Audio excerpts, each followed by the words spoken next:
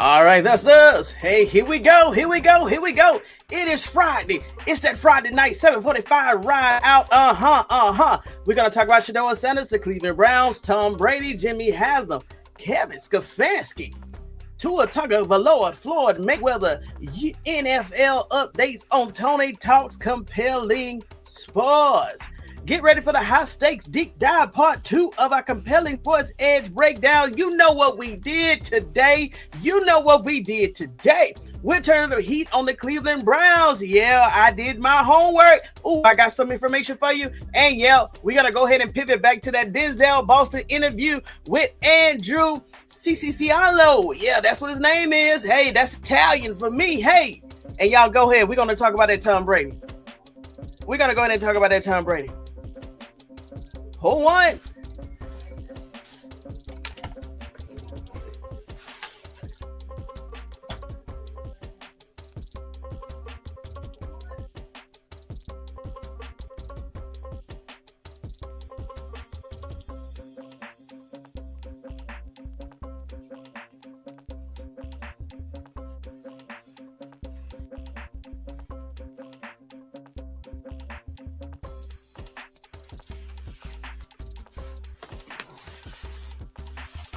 Let's see here. All right. Let's see here. Let's go ahead and add this to the stage. This is what we talking about tonight. Once again, we're going to talk about Shedeur Sanders, the Cleveland Browns, Tom Brady. Yep, we're going to talk about it, Tom Brady again. We got to continue that conversation. Also, Kevin Stefanski, Jimmy Haslem. Forget about 3% that we talked about last week. Jimmy has sold a lot of the stake. I want to say the Cleveland Browns. I'm going to say the Cleveland Browns, but we're going to read that article together.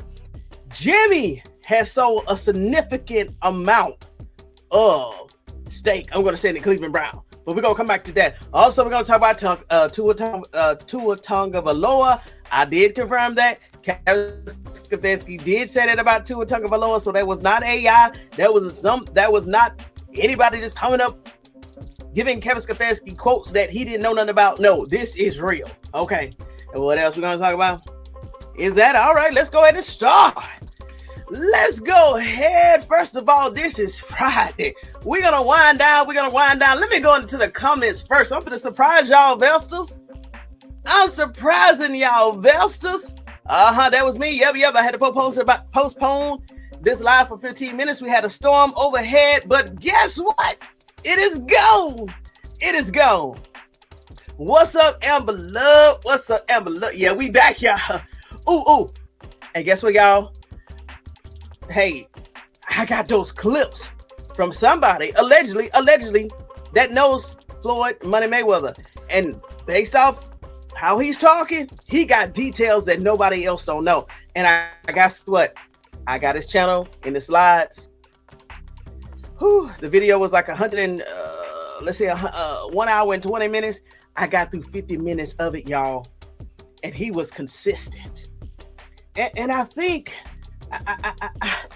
the young man is telling the truth, because years ago I joined his channel and I do remember him talking about his relationship with Floyd Money Mayweather. Like I said, today is not what you think, y'all. And I'm gonna go ahead and let the cat out of the bag. Floyd Money Mayweather, he was trying to do right. He was trying to invest right. He was trying to make his money grow.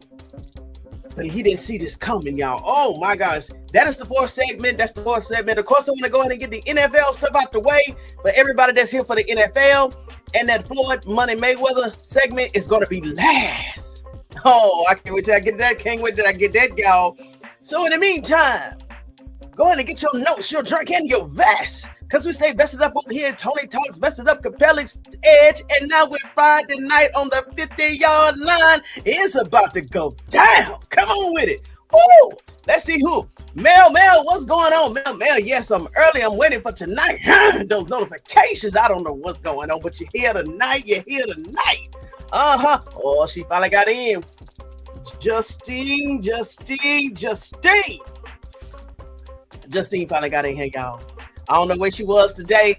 Justine, I don't know where you was today. You better been playing hooky or you better been sick. But you know what I'm saying. Let's see here. What's up, Peter Supernatural? What's going on? All driving and listening. Okay, drive safely. Don't text no more. Trust me. The information I'm about to give you, I'm going to talk nice and slow. Just focus on driving. I don't want to see your text no more in the chats unless you're the stop sign or exit, okay? We're going to keep pushing here. All right. Oh, there you go. Slim 081, 081, 081. I'm about to watch you. All right, y'all. Let's go ahead and start this show. And Peter, I'm going to keep it low. I'm going to keep it low tonight so I don't scare you with my very, how can I say, strong voice. I'm going to try to keep it low tonight, okay? So let's keep pushing, y'all. Now, y'all already saw the thumbnail. This right here was the lunch special. So if you missed what we're talking about, tonight's live is a continuation of that particular thumbnail right there where we bust. We had a good conversation. A good conversation on Friday at lunchtime. So that's the thumbnail, y'all. Let's keep going. Oh, and you got to go back and see this. I dropped this last night. Look at that thunder again. I dropped this last night. Please go out and support this video. Investors, I'm going to go ahead and tell you now. Hint, hint. You're going to see a difference in this particular video right here. Just know that I promoted it behind the scene. Wink, wink. I'm going to promote this one behind the scene because this message cannot get lost. This message that I dropped in this video cannot get lost. So, wink, wink. In a couple of days, you're going to see something. Okay, wink, wink. What's up, SDP 1208? I know the notifications. I'm gonna talk slow because I know the notifications going out slow. Lady of Elegance, hey Tony investors, you had a great show. Thank you today. Hey, listen, we for the cook. If you think I'm gonna do my best, if you think we had a good show at lunchtime, it's dinner time right now, and I got a buffet spread. Let's go. Let's see here. Now, I'm warming up the room. I'm going to follow suit for what I did at lunch.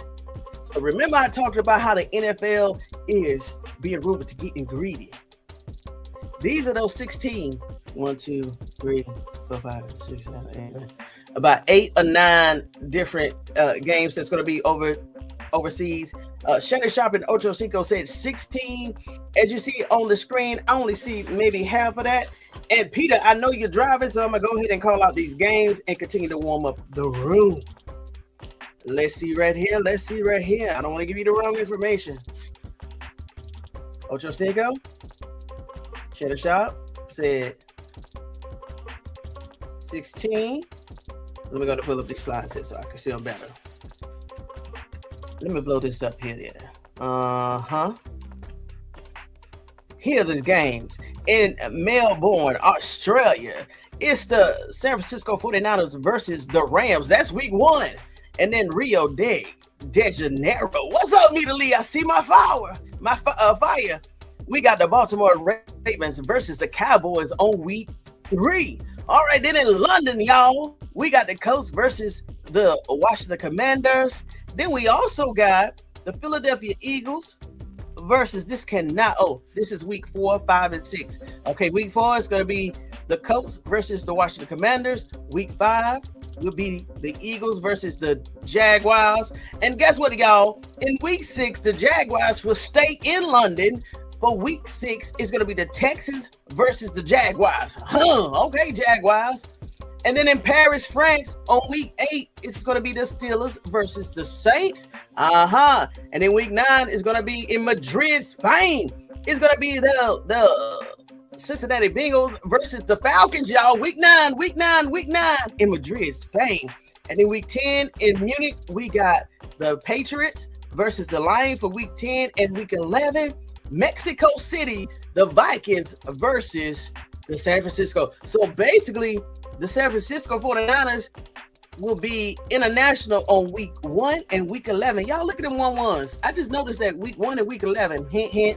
Now, I wonder, and y'all know who I've been following regarding this, Brian Flores. I wonder about week 11 is Brian Flores is going to go ahead and have his settlement from the NFL. Oh, my gosh. Y'all put in the chat, do y'all think if Brian Flores go ahead and get his money, his settlement by week 11, Do you think he's going to resign? Or do you think he's still going to be in the NFL, walking that sideline?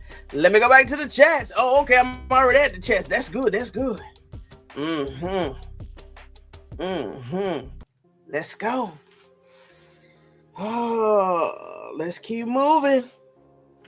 Just woman of the room. But there's your international games for 2026. Week 1, week 3, 4, 5, 6, 7, 9, 10, and 11. All right now, and also here's some additional games. Remember, Ocho Cinco, Nightcap, Shannon Sharp, they said, hey, we're going to get games on Wednesday, Thursday, Friday, some on Saturday, and Sunday, and of course, Monday. But here we go. On September the 13th, we got the Cowboys versus the Giants. That's going to be a good one. Hey, we need to see how the team is going to respond to Jackson Dart. But I think by now, that'll be 90 days from now, I think the team will go ahead and settle any riffraff behind the scenes, wink, wink, that they may have some feelings, underlining feelings regarding Jackson Dart. But I think they'll be cleared up by then. And then on September the 17th, you got the Bills versus, who is that right there? Oh, the Lions versus Bills. On September the 26th, you got the Lions versus the Bears. September the 14th, you got the Broncos versus the Chiefs. And then November the 25th, you got the Packers versus the Rams. And November the 26th, you got the Eagles versus the Cowboys. All right, y'all. We're about to get into the gusto. All right. So anytime you see this slide, that means I'm going to go to the comments. Oh, I got one fresh new comment. Nope. What you mean no? What you mean no, Lady E? All right, here we go.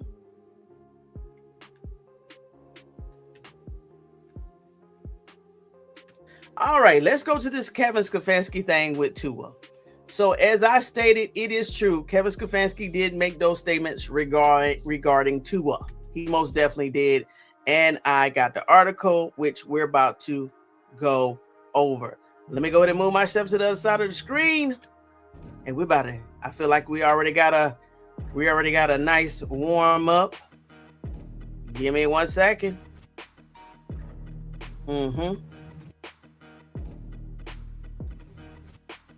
All right, here we go.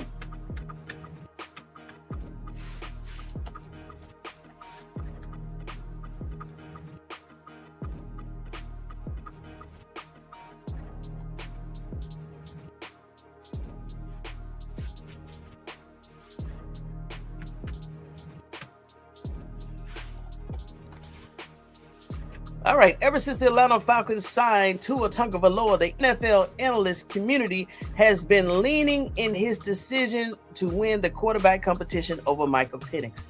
All right, that is the consensus right now regarding all of the articles that I reviewed when I found out Kevin Stefanski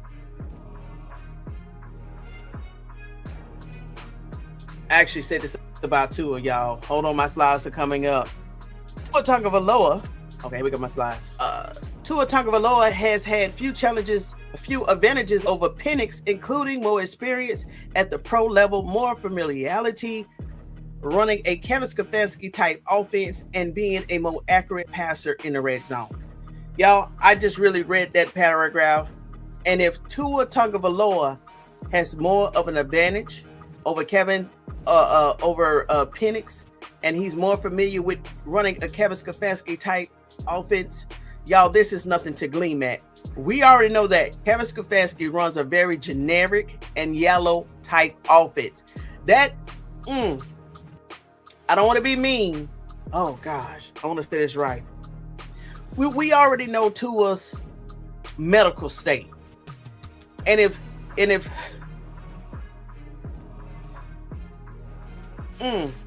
we already know that Kevin Stefanski, let me just put it out there. We already know that Kevin Stefanski does not have any complex offensive types of schemes. And Tua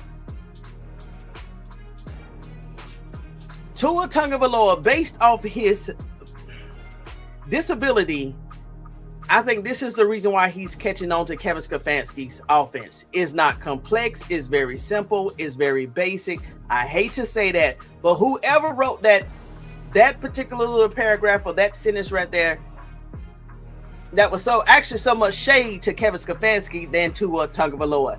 Catch what I'm putting down. It continues to read that Kevin Stefanski spoke with the media yesterday at Flowery Branch after the team's latest OTA practice. He said that the accuracy is the most important trait for a quarterback and that Tua Tagovailoa's is God's given ability. And that Tua's is a God-given ability. Let's go to the next one. So this is right here is real. Ever since the Atlanta Falcons, I read that one all right. 0-1. Tua Tagovailoa's accuracy could ultimately be what wins him the starting quarterback position in Atlanta this season. Stefanski is a two-time NFL head coach. We already know. We already talked about that. But he missed the playoffs the last two seasons in Cleveland due to the lack of stability at quarterback. No. Kevin, we already know this. Kevin Stefanski, that's not his issue. His issue was trying to control everything and run a generic offense. And it definitely wasn't due to the instability of a quarterback. But they would start trying to throw shade to Shedeur Sanders. All right, here we go. Now, Tua. Last year, Tua Tagovailoa completed 67.7% of his passes for over 2,600 yards, 20 touchdowns, and 15 interceptions in Miami before getting benched. Perhaps with a fresh start, he could get back to the Pro Bowl level he played at early in his career with the Dolphins. I don't know who wrote this article, but this is just proof that Kevin Stefanski did say those words regarding Tua Tagovailoa. That was the only intent of showing you this. It was reputable, and God bless you, Tua. God bless you. Now, we already know this. I talked about this today at lunch. I want to bring this up again. Alex K of Bleacher Report urges the Browns to move on from Dillon Gabriel, arguing that the Cleveland crowded quarterback room and the development of rookie Taylor Green makes Dillon expendable heading into the 2026 season. We've been watching this since February. Am I surprised that Dillon Gabriel is still on the Cleveland Browns team? Yes. But this is a developing story. I don't think that nothing's going to come out of it until preseason game 1, 2, or 3. Once he get out on the field and they can see exactly what he's done in his second year as a rookie. I'm sorry, as a veteran. I put it like that. We're going to move forward. I just wanted to put it out there. Make sure you like the screen, investors and viewers. Yes, please. That question you asked. Oh, okay. What's up, 420 Jenkins? What's going on? 420? Lady PC 67. I saw what you said behind the members only video. Thank you so much for that comment. Abdul and James stood on business today. I'm saving room for that. I saw that, but I didn't have time to do that because I was researching this timeline or this lineup that I covered during the lunch to bring it back tonight. So I did hear something about that. If I don't have time to talk about it tonight, we definitely gonna come back tomorrow. I'm gonna say about 2:00 tomorrow, 2 tomorrow, and we'll talk about that. Poor Michael Penix. 420.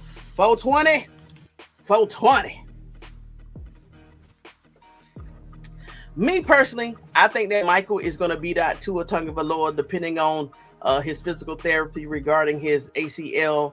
I'm not sure, but hey, this is going to be interesting to see. And y'all, also something else that I'm seeing across the NFL.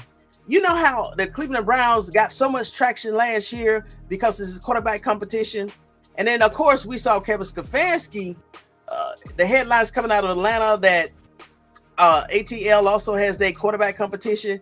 Now, guess who else got a quarterback competition, y'all? Hold on, y'all. Now, everybody want to come up with a quarterback competition, I guess, to garner a lot of traction regarding their fan base. Because even though it was horrible last year for Shedeur Sanders, it must have been great for ratings because now every team has a quarterback competition going on. Oh gosh, where was that? Where was that?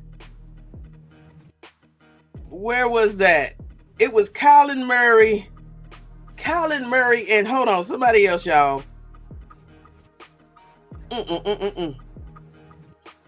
Hold on.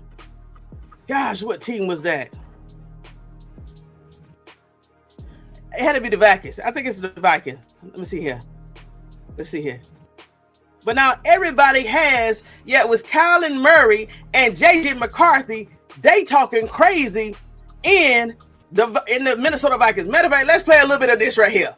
Let's play a little. Everybody got a quarterback competition going on right now. Hold on. Quarterback Kyler Murray and JJ McCarthy spoke on their relationship with one another so far. Let's take a look.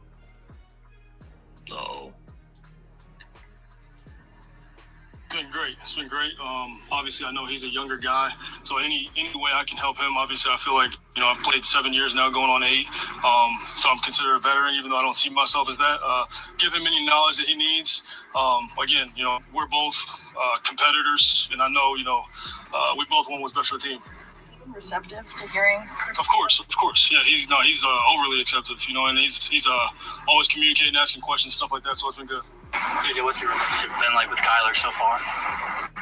It's just like two guys in a classroom.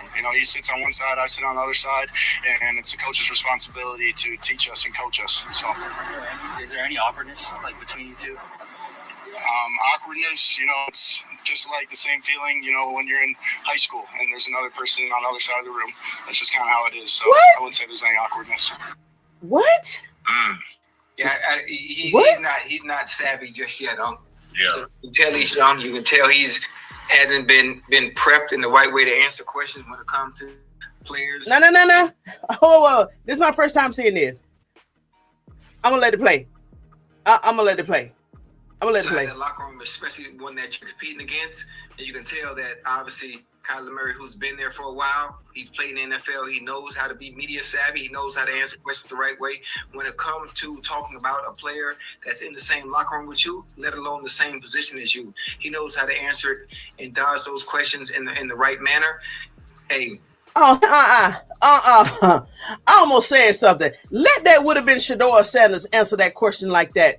What's wrong with JJ McCarthy? Y'all, I think I know what's wrong with JJ McCarthy, and this was not even on my lineup. Only reason I went into this is because everybody now got a quarterback competition. The quarterback room is chaotic, yada, yada, yada, yada, yada. But JJ McCarthy, I think he's feeling intimidated because remember, Kyler Murray get traded there? And didn't I tell you that was going to be a battle? Because I think Kyler Murray is going to come there and take JJ McCarthy's job. Hold on, I want to hear a little bit more this year. Hold on, whoa. JJ McCarthy, he hasn't been groomed. He hasn't been prepped. He just doesn't know what to say. No excuses. No excuses. No excuses for how he's dealing with the media. And you can tell. Yeah, JJ know that Kyler's there to take his damn job. I just said that. Well, obviously, the job. Hold on, y'all. This is my first time hearing this. He basically said the same thing that I said. It's his fault. Had you played better, Kyler Murray's services would not have been needed. I just said it. Who called the plumber just to come over to the house? You only call the plumber what? If you need him. The drain clogged up. Yeah. The toilet something backed up. I just said it. The fact that they got Kyler Murray in there tells you everything you need to know, JJ McCarthy. Don't be mad at the coach. I just said it. Yeah. Your play brought this on. Yes. And now you mad somebody ain't no argument. He sit on one side. Yeah. Guess what you gonna be? He gonna be on the field. You gonna be sitting on the bench. Exactly. That's gonna be really awkward. Exactly. Because what? Now, did y'all see how Kyler Murray, he came in there? Actually, Kyler Murray was talking like he's been there for a couple of years, even though he's only been there for a couple months after getting traded. JJ McCarthy is sensitive now that they got a Kyler Murray. You know what? It all goes about to what team it is, what culture it is, what an environment that you go into. Because y'all, so many people have said in the past when Kyler Murray got traded to the Vikings, that he was going to thrive over there. They said he was going to thrive over there because isn't there a coach over there that actually developed quarterbacks? And I know they had a better offensive team and defensive team compared to the Cardinals. Man, JJ McCarthy is sensitive, y'all. Hold on. Let me make sure if it's only me. Hold on. Maybe it's only me, y'all. Hold on. What's up, too, man? What's up, too, man? Hey, how you doing, Donald C? Now everybody doing quarterback competitions. Yes. What's up, Al? Oh, that's why you said good morning, everybody. Hey, how you doing? Vegas in the house. I got it now, Al. I got it now. Let's see here. Vikings and Raiders. JJ something. JJ McCarthy. Good. Shedeur shouldn't be the only. Right. So actually, this is proof that Shedeur Sanders is not the only quarterback, veteran or not, that's going through a quarterback competition, y'all. And y'all, JJ McCarthy is tight. JJ is tight. I wish I would have known this right here. I would have had that slide ready. Hold on, JJ is tight. I heard that. It's getting real dangerous with these teams, new quarterbacks. It's getting messy. Yes, 420. They can't trade Dylan Gabriel and Talent. Hold on. This is getting messy. They can trade Dylan and Talent. You know, Taylor is going to be third string. Easy. What's up, Sam Moore? What's going on? Yes, thank God it's Friday. What's up, Sam Moore? Oh, we already I got this room warmed up. It's starting to flow now. JJ, man, if Shedeur Sanders ain't in their competition, they out of gas because the fans following the Browns. Only, yeah, right, Lady PC. Listen, they know that. But I'm glad that other teams now is talking that trash. They got some fires in their own locker room. I want to be in the Giants locker room. Me too. Ocho don't know Jack. Leave him alone, Sam Moore. I tell you one thing. You missed the live today, but one thing Ocho Cinco knows what to do, how to hold his money. And we're going to talk about that at the end in the fourth segment regarding Floyd Money Mayweather. He knows how to hold his money. JJ McCarthy has no clue. He's never been in a quarterback competition. And that's why he's sensitive. He's feeling injured. Is he feeling fragile that you got a Kyler Murray? And y'all remember we went over Kyler Murray's stats. He's a pretty good quarterback with the proper O-line and some real weapons. JJ McCarthy is going to come out of training camp as quarterback one. JJ is going to be on that bench mad, just like Ty Simpson going to be with the Rams. Okay. Lady, if Shedeur don't start, I won't be buying a ticket. I down to see you. Colin, there we go, 2-man.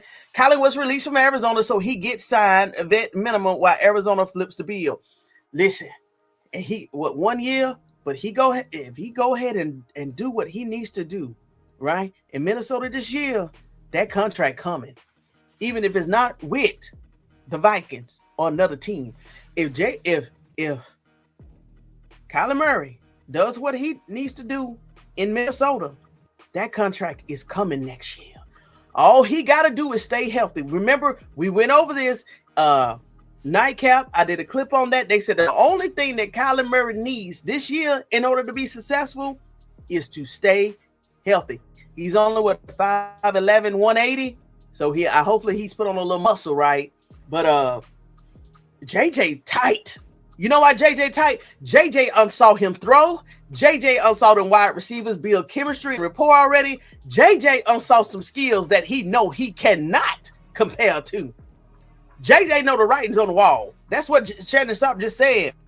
JJ has been the best quarterback his whole life and never been in a quarterback competition. Well, he tight now. Imagine the first team Pop Warner High School. Oh, gosh, gee. It is Friday. Let's go play a little bit more of this. Is that they moved on from a guy that threw 30-something touchdowns and had them 14-3, and they moved on and left your ass there. Now he goes to another team who win the Super Bowl. Yeah. And now guess what? Oh. Yeah. Oh, Darnold. They stuck like on the elevator with a bad song. And you the bad song, and they the elevator. Ah. Kyler gonna be great though. I'm rooting for him. Kyler's gonna be great.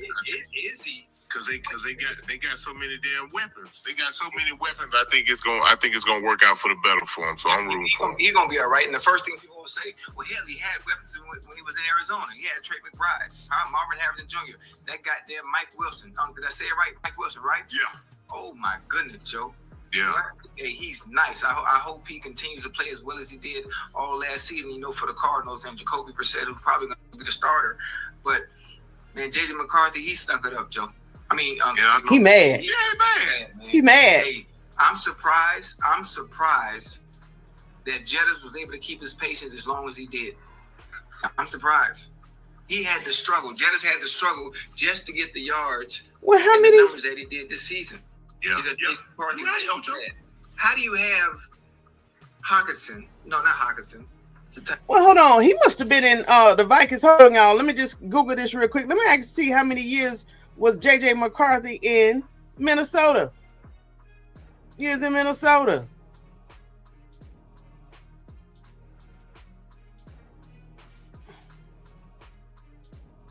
Two years. Oh yeah, it's time to move on. And guess what? He was drafted 10th overall. He was a first rounder, and Kyler Murray also was a first rounder. So what he mad for? JJ McCarthy has been with the Minnesota Vikings for 3 years: 2024, 2025, and present 2026. Okay, he was drafted 10th overall in 2024 NFL draft. He missed the entire rookie year due to knee injury before making his regular season debut in 2025. Okay, whatever. Well, hey, y'all, I will be watching that also. Let's keep going. Now, this is what I want to tell y'all. Last week, we talked about the 3%, and Peter, please drive safe. Wherever you're going, please drive safe. Don't try to comment.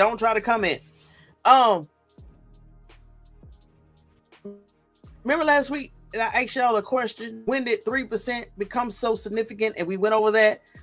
Jimmy Haslem sold 3% to a private investment firm, let's say in the last 30 days. And I think the evaluation of the 3% was maybe about $200 million. And I said, hey, maybe that was a sign that Shedeur Sanders will be the first franchise quarterback, because who wants to invest that amount of money into a losing team? Wink, wink, losing team. We already know that the Cleveland Browns is moved upward, projections upward. But I'm saying, if you look at that whole entire history, right? If you didn't know none of this, everybody would consider them a losing team. But we already know the projection, the sky is the limit, even higher than the limit, even higher than the sky. But look at this right here. Do you see the date of this article? May 28th, 2026 at 3:37 p.m. Haslem family sells another sports franchise stake, the second major deal this month. What is going on with the Haslem family? What's going on? Curious minds want to know. Let me go ahead. Y'all look at this right here. All right, Cleveland, Ohio. For the second time this month, the Haslem family is sharing a share of one of their sports franchise, okay? According to Mike O of CNBC, Nationwide Insurance is buying, y'all look at that, 37% stake in the Columbus Crew. So it's not the Cleveland Browns, but 37% stake in the Columbus Crew from the Haslems and Dr. Peter Edwards. Y'all look at this. The evaluation of the franchise is $900 million. So with 37%, if 50% is $450 million, take a little bit of that. We're gonna say, damn, they got roughly about $300 million. What's going on? 30% of that stake comes from the Haslem, 7% from the Edwards addict. Once the deal is approved, the Haslem will still have about 40% share of the Crew and remains majority owner of the club. Why are they selling franchise stakes?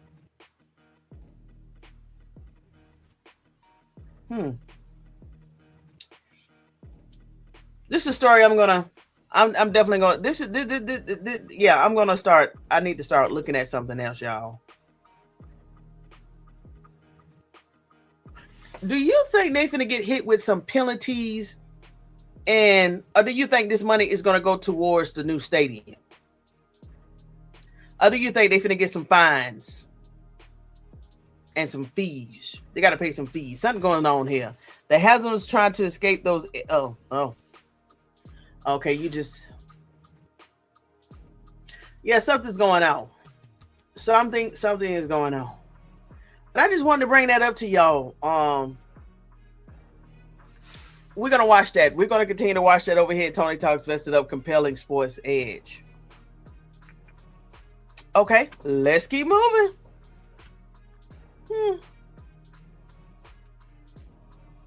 All right, we read that here. Now let's go here. Now we warming up, y'all. So during the lunch mix-up, we talked about Jerry Jeudy. We heard his 8 minutes type of post-media conference. I don't know why I'm going blank right now.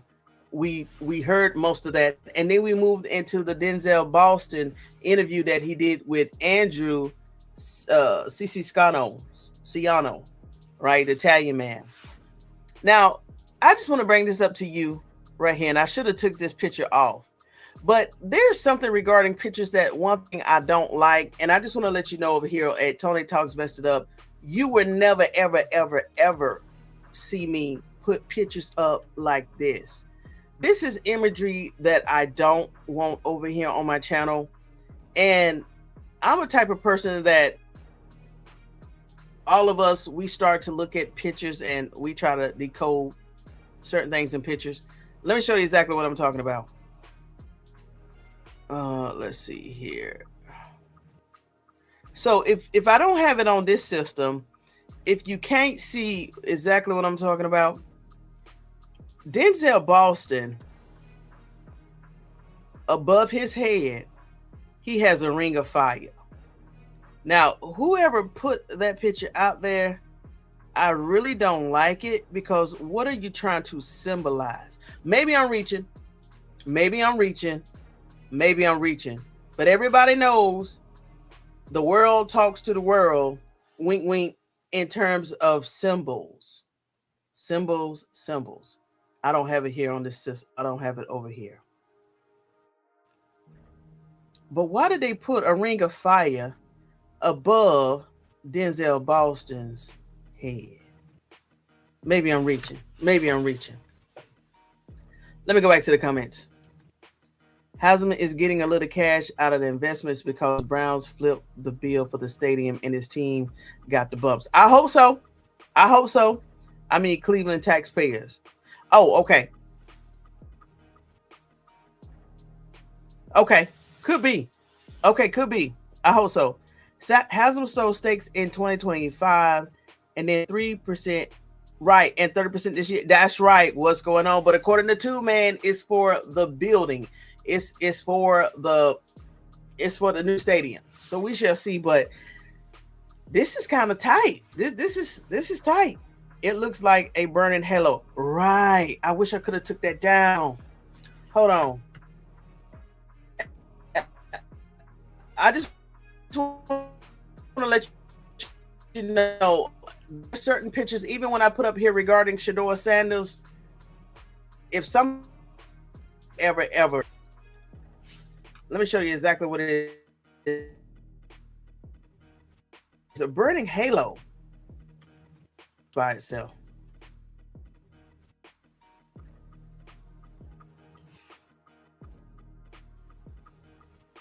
I don't know why a burning halo.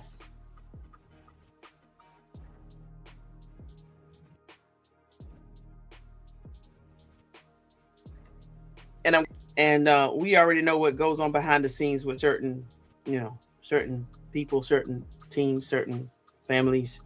A little bit of something, a little bit of something. Let me go ahead and put this right here. Let me go ahead and share this. Here we go.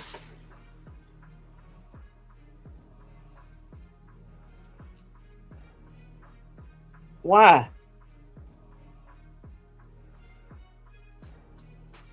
So I just want to let you know I'm always going to respect all the players over here, and definitely Shedeur Sanders, but I don't understand some of this symbolism.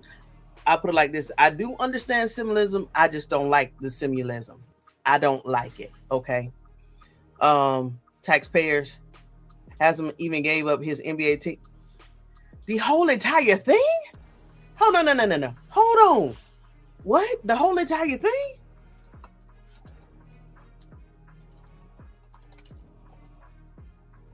And if so, was that new?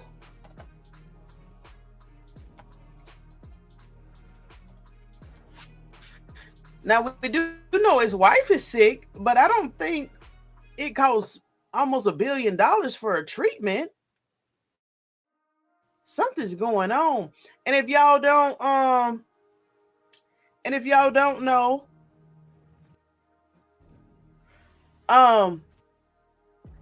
when they gave Deshaun Watson, when Jimmy Haslem gave Deshaun Watson that guaranteed contract, the NFL, all the other 31 teams, they kind of blackballed and labeled Jimmy Haslem as the black sheep, y'all. I just want to let y'all know that. I need to look into that. Hold on, what you say? Remember, original Browns moved for Baltimore Browns. Yep, sued to keep the name, and then the franchise was a expansion team. Yes, I do remember that. I had to go back and learn the history of the Browns, since I never followed the Browns before Shedeur Sanders came to the Browns, so I had to go back and do my homework. I don't like that. Yes, Amber, it's like a burning halo. It's saying that they are destroying. Ooh.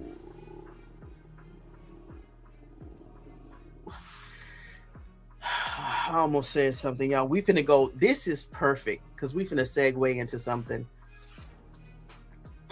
Don't say that. Is they saying that they're going to put him through?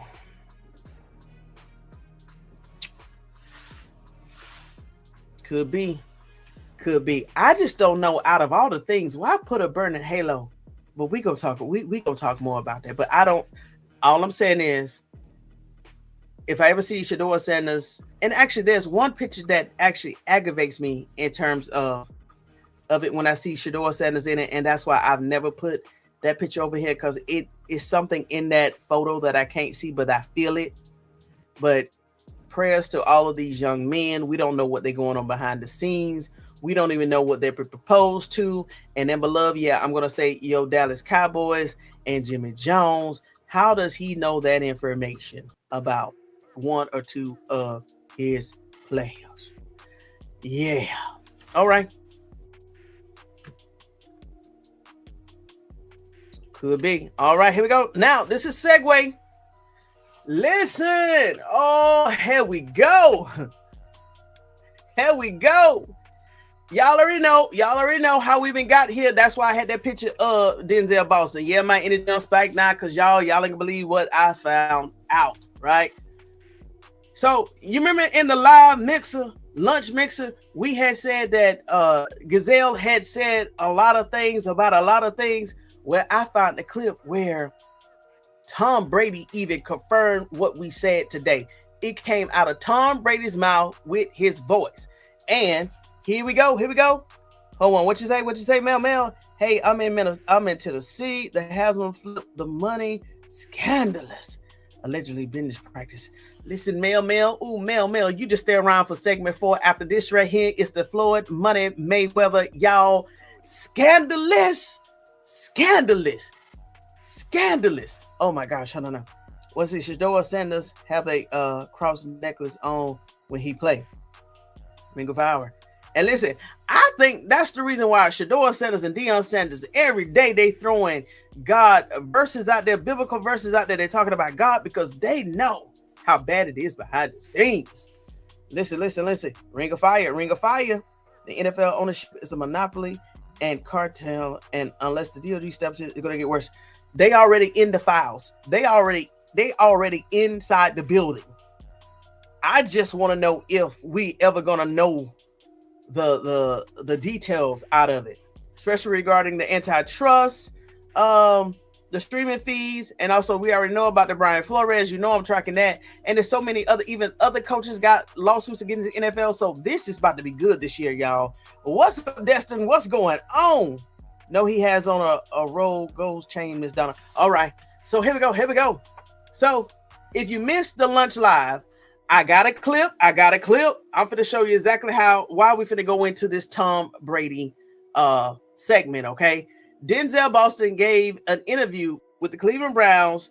The interviewer name was Andrew. Let me pull it up again. Andrew Siloloano.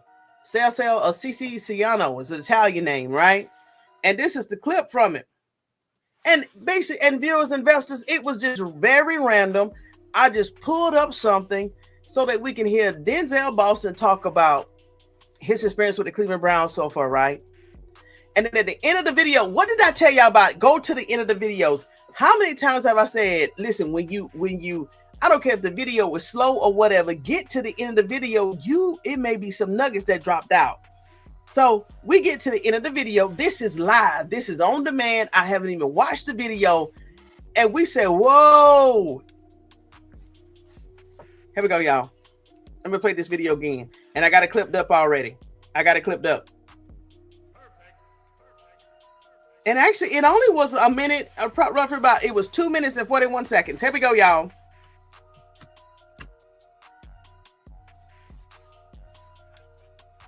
I'm good. Like once you get that initial hold. Nah. Yeah, maybe that. All right. You were also in LA for the rookie premiere. How cool was that? It was cool. It was a good time, especially seeing all the guys that kind of came in with you, I guess, in one big draft class, just getting to hang out with them, have camaraderie with them. And also the little events that they do for us was really fun. Mm-hmm. Signed like 10,000, 12,000 items though. That was draining. That was draining. But besides that's exhausting. Exhausting. Exhausting signing your autograph. Yeah. We got to talk to Tom Brady, and he is the most intense person I've ever talked to or listened to speak. Like, it was super intense. Okay, was this a one-on-one or he was up on stage? He was so we were in a Socratic seminar. That's what they used to call it in high school. And it's like everyone's in a circle around the table, and he was just at the front. Him, Michael Rubin, and Travis Scott. And they were kind of just putting game on us, but Tom was extremely intense with the way he was talking, the way that he was just discussing his career and like how he kind of does everything and how he did do everything. What'd he say? Like, what made it so intense? I wouldn't say it's what he was saying. I'd say it's more the way he was saying it. It was more just talking about how all the drive that he had to have to get to where he was, his love for the game and how he became I believe he won 7, right? It was 7 Super Bowls. Yeah. How he won 7 Super Bowls and just talking about all that stuff. And then people had other questions and stuff like that they were asking him, like, how do you feel about certain things and how do I approach this? And just the way he was like very directive, very just, just very, very, very directive on what he was talking about and then an intense kind of mood. Like, it was like you're watching a video and, like people are like making like a little edit and it makes it super intense, but it was like real life, if that makes sense. What was the one message or the one lesson that you took from it? I just love his story of how, he had to work when he was at Michigan. So when he was talking about his story of how he had to work through Michigan, he gets to the Patriots. He has to work his way up at the Patriots as well. Just listening to the way he was speaking about that, I feel like in a way I kind of connected in that way just from, being underlooked when I was younger and through college, having to sit 2 years and, you know what I mean? So just his story is very inspiring. Okay, on that note, Maurice Jones-Drew is? I think that Andrew guy was about to shake shift, y'all. I looking at it again, and he was licking his tongue like that. I don't know why he was licking his tongue like that. I didn't see him lick his tongue like that throughout the whole entire interview. I really think he was about to shake shift when Tom Brady's name was caught up or whatever. I think he was trying to hold it together, but that's my opinion. His body language is still off now. So for all the viewers, investors that did not watch the lunch period, when I played that clip earlier today, it spun into another conversation that I'm about to pick up for segment 3. Okay, let me go to the comments real quick. Okay, y'all were talking about the chains. I know he showed Bucky a rose gold. Okay, let's see here. 420, you picked that up too, 420. I think that he was getting triggered just by Tom Brady's name being brought up. And remember, we kept saying him looking down, looking over, looking down, looking over. I think he was probably looking at himself, trying to make sure that he did not change. Listen, okay, we got a tool. I wish we could just talk free on YouTube. Now, so then we went into the Tom Brady. Then we got into this conversation about Tom Brady. And there's no, I can safely say this now, no allegedly, because he came out of Tom Brady's mouth about his wife, what his wife was doing in the stands. I'm gonna play this, but before I play this clip, I want to go to bring this up right here. This is very pivotal. All right, here we go. Now, maybe I should have put that at the end. I'm gonna come back to that one because this is regarding Shedeur Sanders. Okay, I got another clip on that. But this right here, Tom Brady. Here we go. I found the clip. Here's the content creator. His name is, of course, it was other videos out here because it went viral. There was a lot of people in the live this morning that remember the conversation, including Amber, and who else in here remember the conversation? Somebody else remember the conversation. The content creator name was Will Evans Live. Tom Brady admits to demonic ritual help. I got a clip right here.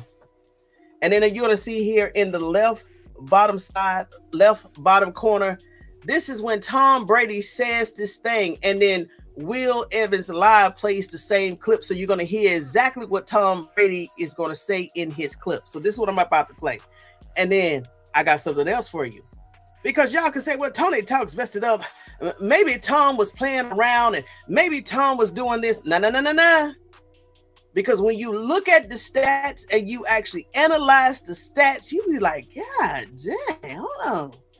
Because don't they say when we get older, we kind of, our abilities kind of dwindle, we less effective, our performance kind of suffers, this and that. Y'all, what age did Tom Brady retire? Listen, I know for quarterbacks, they have longer shelf life. I understand that. But what I'm going to show you in these stats and what I'm going to talk about, something was going on. And I'm going to go and I'm going to say this. God, I want to say that. I can't say that. Somebody would definitely ding my video. God darn it. Somebody would definitely ding my video. What's up, CJ? As a lizard. Yes, I believe which you. I honestly think Tom Brady has some mental issues, maybe autism. He isn't right socially, says thing. You think that's what it was? You think that's why he was so intense after, because he did retire in 2022. So we're talking about 4 years later. He's still intense, where even Denzel Boston was commenting on how tense he was and how direct he was. Okay. Saying things that are left, that are just off, and it's focused in a way. No, that part I do agree. Well, let's just say, is this the answer why? Let me go ahead. Is this the answer why? Because some people think you can turn off what you've, how can I say, dibbled and dabbled in when you feel like it, and they don't understand the spiritual consequences of X, Y, and Z. Maybe Tom thought him and his wife could play with a little something as long as they benefited from it. And they probably thought that once Tom left the game, they can turn it off like a faucet. But what if it's just still there? Let me go ahead and play this right here. Tom Brady can just be successful for 20 years, go home and retire, and nobody ever says anything about these guys, right? And I think that's a great point. But it's also worth noting that Tom Brady's wife was a witch, according to Tom Brady. So maybe there's something different there. Obviously, Tom Brady being an All-American white boy, maybe that plays a factor in it too. Maybe. But listen to Tom Brady talking about how his wife was a witch and she used to help him win Super Bowl games. I thought this was important to actually note too, because the lesson in this for all of us is you don't know what sacrifices these guys made to get where they are. So let's watch this and then we'll get into that and we'll close this thing out. Coming into the game, any special thing you carried into the game on Sunday that you had tucked away somewhere? I did. I always I've learned a lot from my wife over the years. She's so about the power of intention, and believing things that are really going to happen. Mm-hmm. And she always makes a little altar for me at the game. My wife always makes a little altar for me at the game. Because she just wills it so much. And so she put together a little altar for me that I could bring with pictures of my kids. And I have these little special stones and healing stones and protection stones that she has me wear a necklace and take these drops she makes. And people in the background laughing like it's funny. But this man is literally saying his wife was doing witchcraft to help him win Super Bowl games, making altars with his kids on it, bringing them stones, collecting little rituals. I say all these mantras. And I stopped questioning her a long time ago. I did. I just shut up and listened. I stopped questioning her. I was saying mantras with these little stones and these altars that she would bring to the game. See, people don't be understanding, man. Everything you see that you perceive as successful is not of God. And at first I was like, this is kind of crazy. And then about 4 years ago, we were playing the Seahawks, and she said, you better listen to me. This is your year, but this is all the things you're going to have to do to win. And I did all those things, and my God, it worked. It was pretty good. That's crazy. Now, mind you, he said, his wife said, yeah, you're going to play the Seahawks this year, but you got to do a few little things. Remember, y'all, he didn't go into what he had to do. So, AKA, he had to do a ritual. Okay. And everybody in laughing. 2015, it was about early January, and she said, you know how much I love you? And I said, yeah. She said, I just want to let you know this is not going to be your year. How would she know that? And of course we lost. I said, what does 16 look like? And she said, 16 is going to be your year. So it was early January this year, and I said, babe, I'm asking, like, do we have a chance? And she said, yeah, but you're going to have to do a lot of work, and you're really going to have to listen to me. See, they laughing like, man. See, work, he's not talking about that football type of work. He's not talking about that football type of work. I listen to her. So here's the lesson in all of it. When you see somebody successful, do not be covetous. That means don't want what somebody else got. Because you see them as blessings, but you don't know the curses that came behind them. Mm-hmm. You don't know what somebody gave up, what somebody sacrificed, the part of their soul that they sold. Mm-hmm. Scripture says, what does it profit a man to gain the world and lose his soul? What does it profit you to gain everything in the world and lose your soul? And a lot of times we look at, especially celebrities or successful people, or we look at situations and we go, dang, it would be nice to, but would it? Because you don't know how these people sleep at night. You don't know how these people wake up in the morning. You don't know what's really going on behind closed doors, man. And like I said, one thing my grandmother taught me, and I'm named after my grandmother, her name was Willie Jean. One thing Willie Jean taught me is there's no such thing as free. If somebody asks you for something, they're expecting something every single time. And so when we look at these successful people, you think that Tom Brady just winning, man, Tom Brady the GOAT. And he is. He's dope. He's a great football player, one of the greatest of all time, greatest quarterback to ever play. But would you make little altars and practice witchcraft in order to win those Super Bowls? If it was you? Some of you could say, yeah. Some of us, we carry our cross every day and we say no. But you never know what somebody's doing.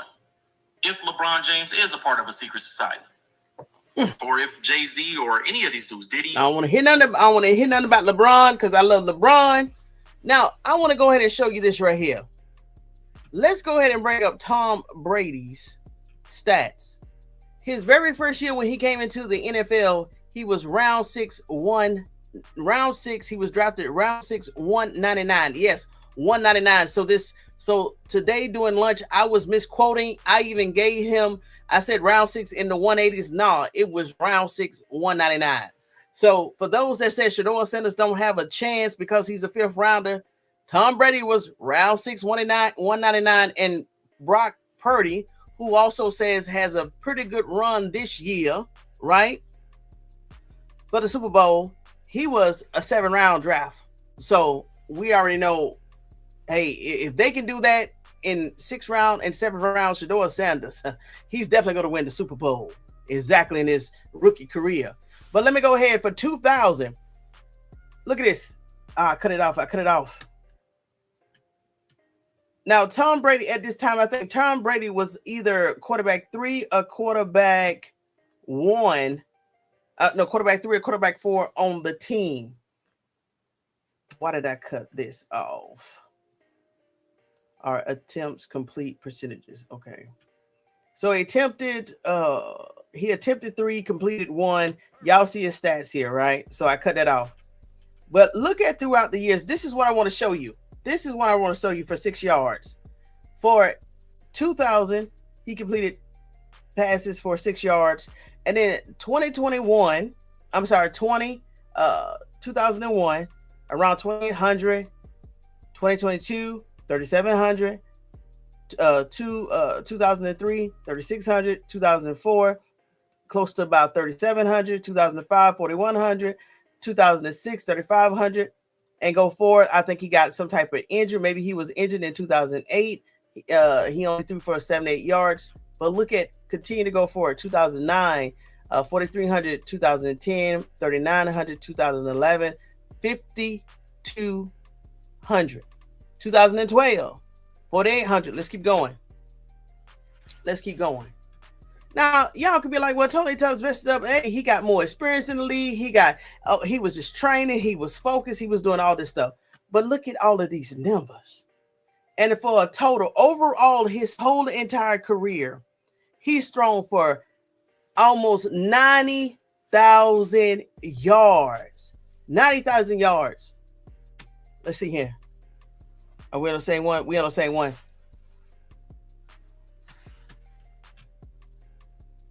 All right. He ended his career in 2022 with almost 5,000 yards. He was 4,694 yards, y'all.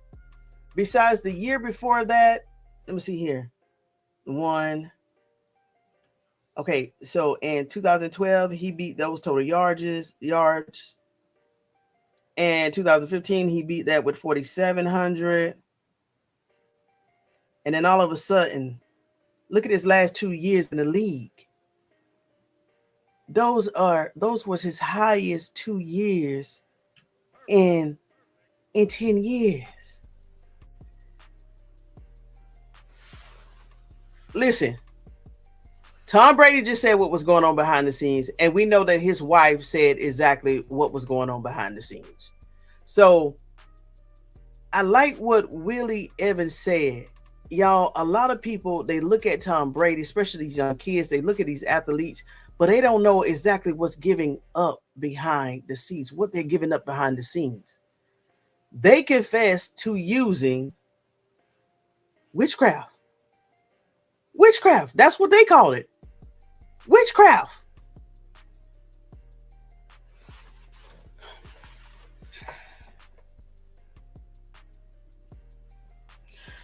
Whoo. I promise you, if Shedeur Sanders was not in the league, there's no way that I would be reporting on any sports right now, because we're just finding out what's going on behind the scenes for all of these sports and the music label. And you can see who the ones that should be lifted up in the music industry can't even get a song on the radio, and the ones that can barely speak or hum a tune got all the awards, is playing 24/7, and y'all know where I'm going. Let me go back to the comments. Hold on, I missed something. I was recently I want to put that up there. Hold on. I was recently diagnosed, so I haven't recognized a couple issues. I have issues with different ways to him. Sorry about that, 2-man. I don't want to put your personal information up there, but sorry about that. But Tom Brady on something totally different. Tom Brady is something totally different. I haven't heard Tom Brady being diagnosed with anything. Of course, That's his medical records. We've talked about HIPAA law over here. Those type of things cannot be discussed. But maybe he does have an issue. Maybe he does. But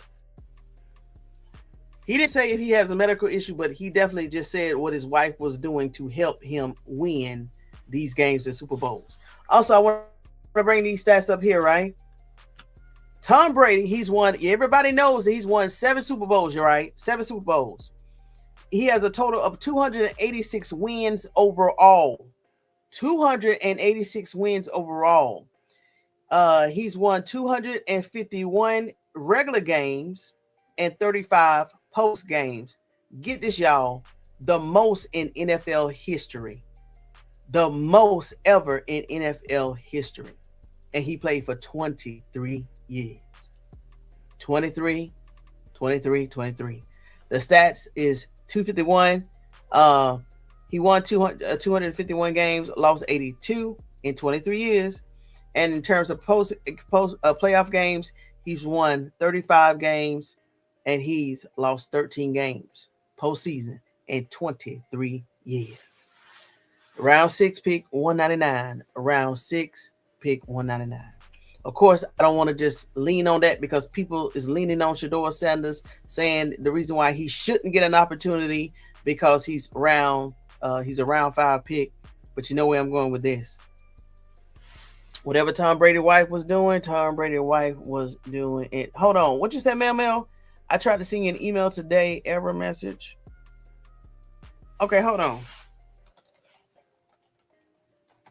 A lot of people, and for everybody that's sending me emails and videos behind the scenes, thank you so much. Mel, I just put my email address in there. So I hope that's the email address. I spoke to Mel. Okay, what you said? I spoke to his kid, and the things his son described him in Portuguese to me was a bit off, and the kid recognized it's not normal, but it's his dad. Oh wow. 2 man. I met Brock back in 2000 and 2005 and 2009. Both times things were a little off. How did you meet Tom Brady? 2 man. That's a Brazilian thing I'm familiar with. What you familiar with? Isaiah. Hey, how you doing, Isaiah? What's going on? It's Friday. 2 man, Lord. Brazil has voodoo or spiritualists is pretty common. Tom Brady was over there. Oh, okay. I have family in that religion, spiritualist. Okay. So are you saying that Tom Brady used to visit Brazil a lot to do what? So that's his religion, y'all. So that's Tom Brady religion. That's it, what it is. But when he said that he was using supernatural powers to win games, and y'all, I'm still looking for that video. Where they said that Tom Brady is possessed by an entity that will not let him go. Straight up voodoo and witchcraft. That is so true. It's not of God. CJ. Umbrella, I think, was her religion. Oh, the wife. Okay. Y'all, isn't it funny? Nah, I can't say that. I'm not going to say that. I wonder who he had to say.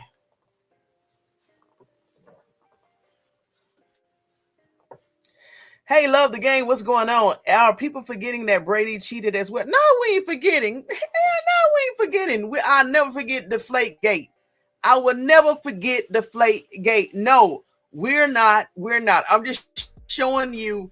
You probably just came in here late. Denzel Boston had an interview with somebody else from the Cleveland Browns, and he talked about how Tom Brady was coming off a little different. And so we pivoted from Denzel Boston to Tom Brady, and that's when we got into the conversation about what him and his wife said, what they were doing in order to help Tom Brady win games and Super Bowls. So no, we haven't forgot that Tom Brady cheats also. I've seen that stuff. It's not my religion, but here in Brazil, practice it. Right. I know a lot of people in Brazil does practice that. I'm not afraid of that world if you're right with the Lord. That's right. You don't have to feel the devil. Definitely don't feel the devil. Definitely don't feel the devil. Right with the Lord. The say the glowing halo ring of fire is the way that Ben is elite, chosen player, a future star. They say some content creators use it to say he's one of a kind, a future star, a future. I just gotcha. And it could be true, but out of all the symbolism, I would choose something different. Yeah. Because you know what the symbolism is. You know people is very heavy in symbolism. That's all I'm saying. I just want to know what did it matter, what did it mean? But thank you so much for that, Destin. He sure is not Tony. That's right. He's right about that. Is true. Will is a very intelligent man. He has a relaxed, positive. Yes, he does, Mel. That's right. I try to keep mine over here positive. Now all of these people coming out saying what's really good, what's going on. Is he considered the GOAT? You got it. Or did he do it for the GOAT, Lucy? Come on with it. Is it of the Lord? But it's real. I have spoken to my relatives who don't have a 6th grade education in English. They spoke with a black Southern accent, telling me about their life. I understand. If I was D boss, I would ask them, right. Yeah, just don't. And guess what? Denzel Boston may not even know of that picture because all they doing is taking a picture. They don't know how they're going to edit the picture. But if I would have saw that, I would say, please go talk to my agent, a publicist. Please go have them remove that from my head. I'm just saying, oh, what's up, blind, big time? You don't change your name, big time, blind beauty. Thought it was blind beauty, big time. You don't change your name around. Now you're trying to confuse me. I can say I spoke to a person who has no language skills in English, speak like a Southern slave. From 1930, with an accent, no Brazil in the modern era could have been a place I visit in the South. Hey, I'm from the South too, man. While in the military. But I'm from the South, and I haven't heard no one speak like there was a Southern slave from 1930. And I'm from the South. I live in the South now. Yeah. What's up to Wanna Blue? What's going on to Wanna Blue? It is Friday. It's real in America. Don't know and have a hard time understanding what craziness is out there. And Lady E said, wow. It's funny when you allege, but when you hear Tom Brady say it out of his own mouth, you can't dispute that. Tom Brady, even though he was saying it in a laughing matter, he was telling the truth. Funny how I popped in and can say it's true. I live in Brazil now and see the stuff around the country. Shedeur is clearly long-suffering, patient, showing the fruits of the spirit. Amen. That is true. She's from Brazil? I didn't know she was Brazilian, love the game. Well, now that makes sense. But I didn't think she was Brazilian. The NFL toxicity is off the charts. Listen, and for him to say that after he retired, man, I bet every team he played against. Man. And y'all already know what they say about the halftime is full of symbolism and all this other stuff. Y'all, come on with it. First time I was a flag holder at a game, got asked by Army Public Affairs.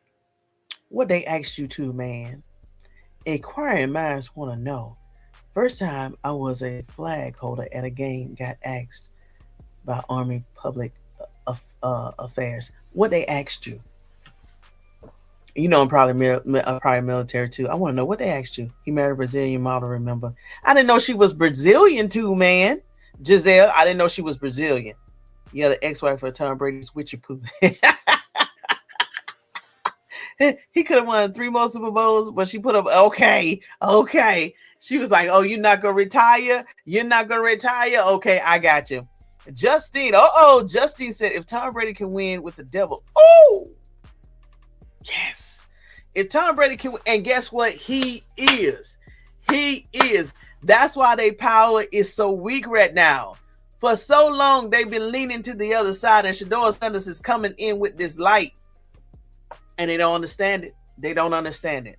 Shedeur certainly can win with God on his side. Come on with it. This live is awesome. Everybody make sure you hit the like, share, and follow because it's getting dangerous over here. Listen, if they don't know by 4:20, it's been 1 hour and 15 minutes. If they don't know right now, and right now we got 44,000 people in the room.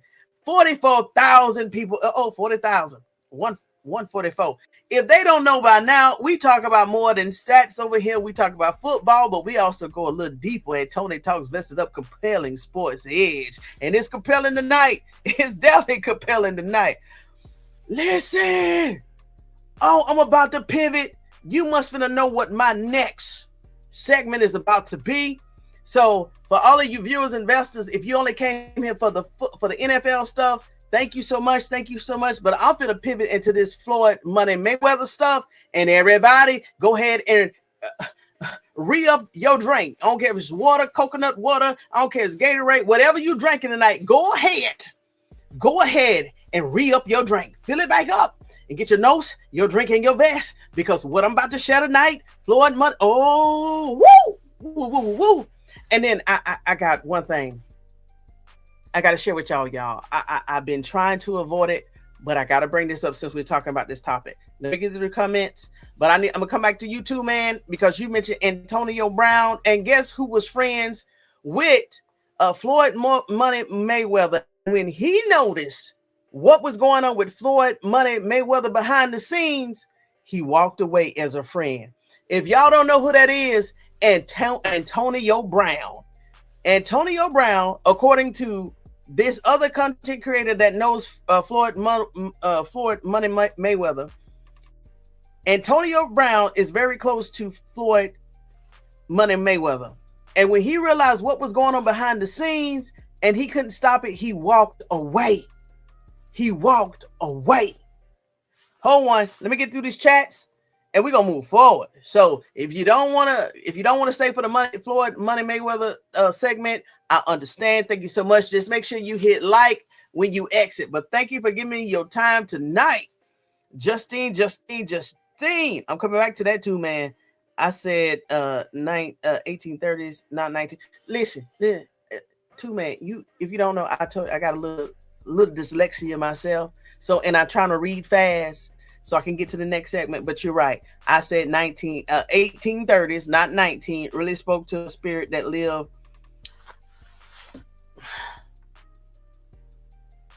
as a slave in Mississippi. Okay, too, man, you can have that right there. You can have that right there.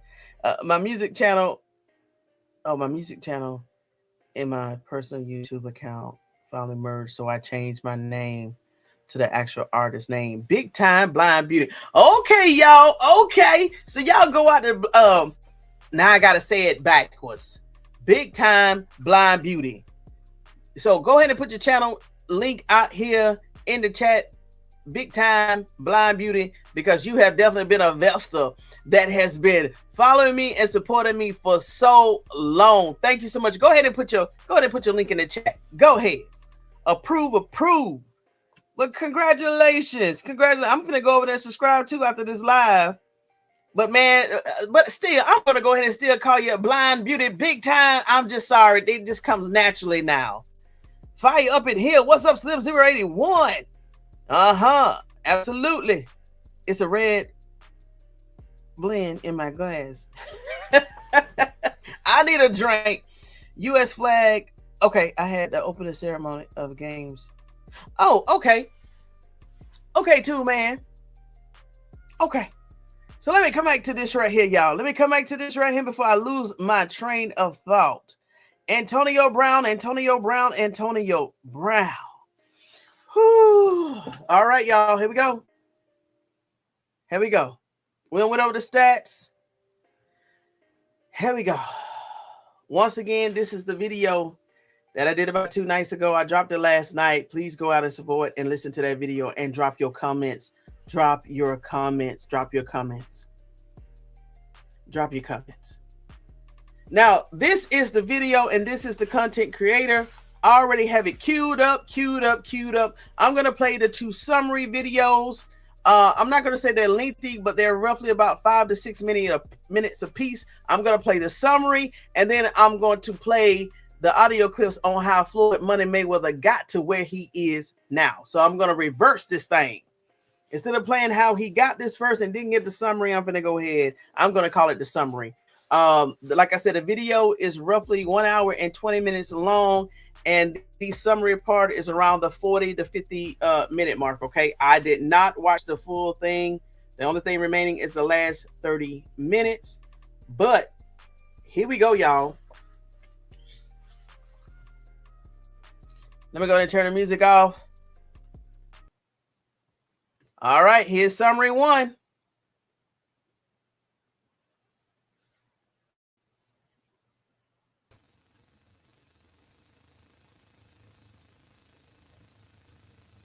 But these are the people he was aligning himself towards, because they were using him to get what they wanted.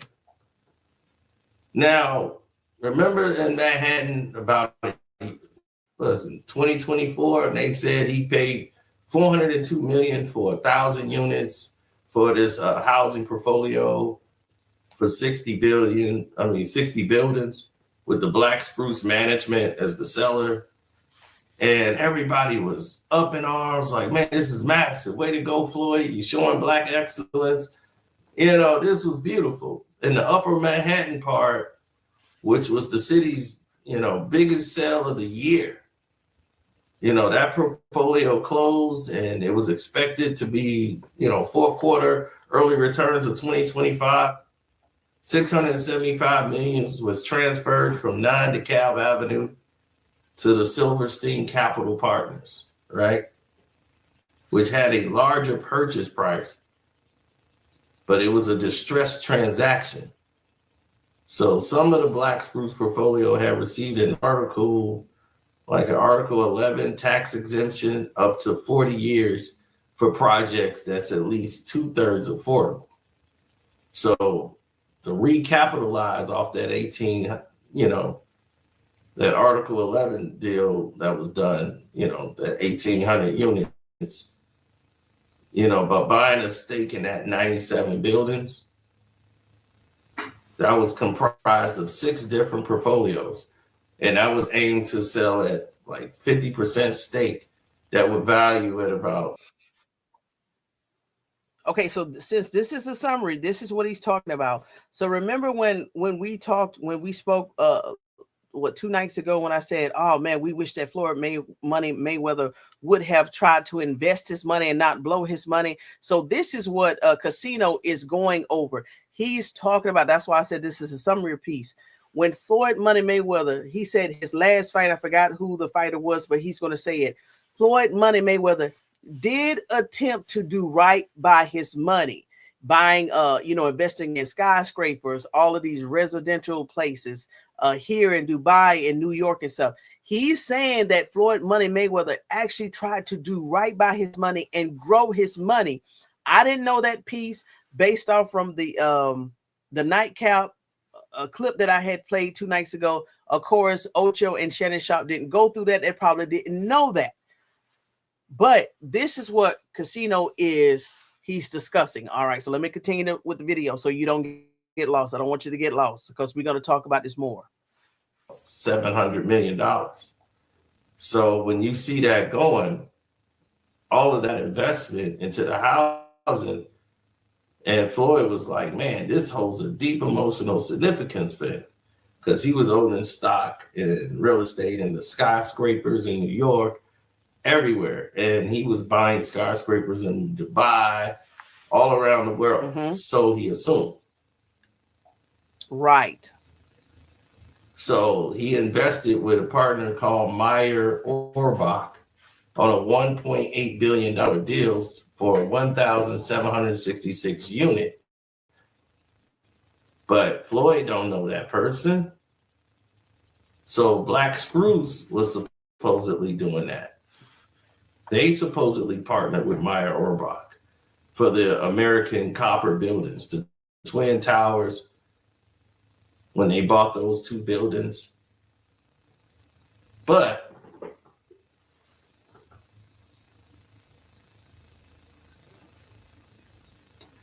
it didn't look right. Floyd Mayweather did not seem attached to the deal at all. These companies used his face for promotion and marketing, but he wasn't part of the plan.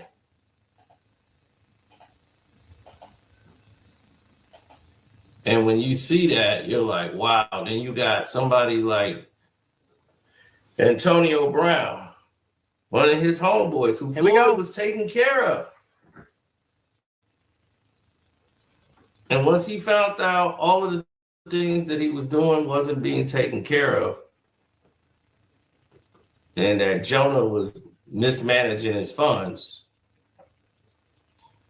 Floyd went over there, flew over to that side, and started holding up all this Jewish stuff and saying how these were his people and they had his back. Ain't no money like Jewish people money. And man, he made this pivot swiftly over to them, started doing everything they aligned, and it went left from there.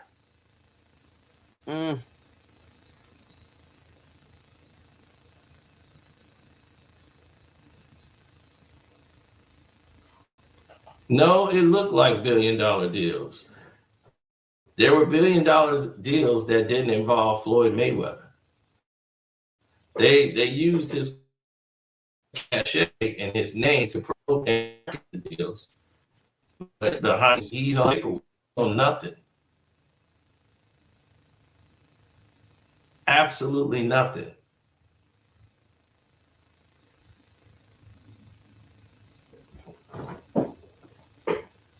It's like paying somebody for a commercial or guest appearances and things of that to be in position to really make these kind of deals. And I wish these deals would have came through for him. And true, I wish there was something like I could do for him at that level and help him, because this man actually helped so many people and reach back to the hood to help brothers. To have this happen to him is tragic.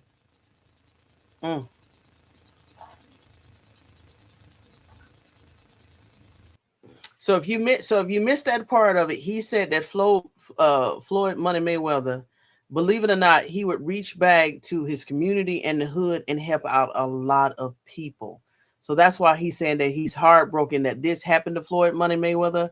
He said because basically he helped a lot of people, something that a lot of people didn't give him credit for. They saw him, his jewelries, his cars, and all that stuff. But they said that Floyd Money Mayweather actually helped a lot of people. And basically he got swindled out of all his money in deals that he thought was real. Basically, he's saying that Floyd Money Mayweather, after he retired, tried to do right by his money, even though he blew it, even though he would spend it and he would gamble and stuff. He said a mass amount of the wealth, he did try to invest it into companies that he thought was real. And they took his money. Let's keep going. Everybody else couldn't wait for him to lose money because they were just. But he showed these guys how to make money. He showed these dudes how to promote themselves and get paid. Yeah. This time existed.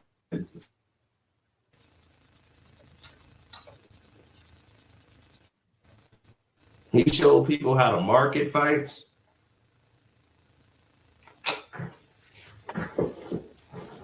The whole nine. And the fact that he got ripped off and everybody was celebrating, like, yeah, good. I'm like, man, y'all foul. I could never wish that on my worst enemies, And these people weren't even an enemy of him. Most of these people got mad because Floyd didn't want to take care of them anymore. You know what I'm saying? And when you get mad because another grown man don't want to take care of you no more, I just don't understand that behavior.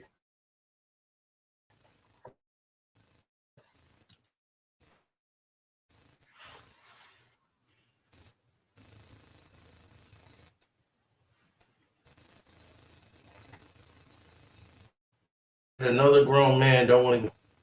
I was like, whoa, what are y'all doing?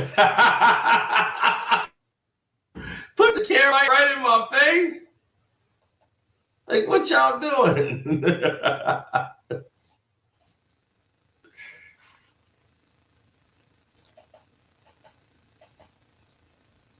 Oh, man, this is a crazy time, boy. Yeah, I remember all the good times we had.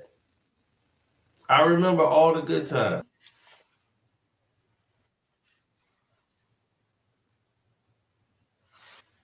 All right, everybody. So that was that clip there. Let me go ahead and play this second clip. Y'all, he's about to go in some more stuff. I call this Summary 2.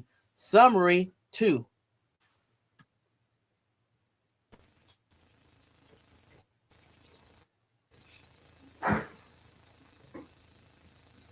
Now, Floyd, who once, said that Risnitz served as his investment manager and was his real estate advisor, and he trusted him for his banking liaisons. And he gained trust over all these years, rerouting funds into his own and his other Florida businessman's accounts. And he was supposed to do a private jet sale for Floyd to sell the Mayweather G4 plane. And that was branded Mayweather for a fraction of its value, and which made no sense to anybody. Why he sold it for as low as what he did. And to this day, Mayweather doesn't see the name. We don't know who bought it. And then Floyd gave him a list of the jury. Said, hey, this is the jury. We want you to, take this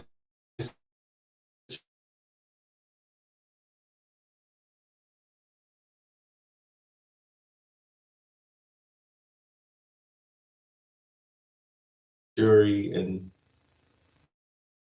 go ahead and sell it, and get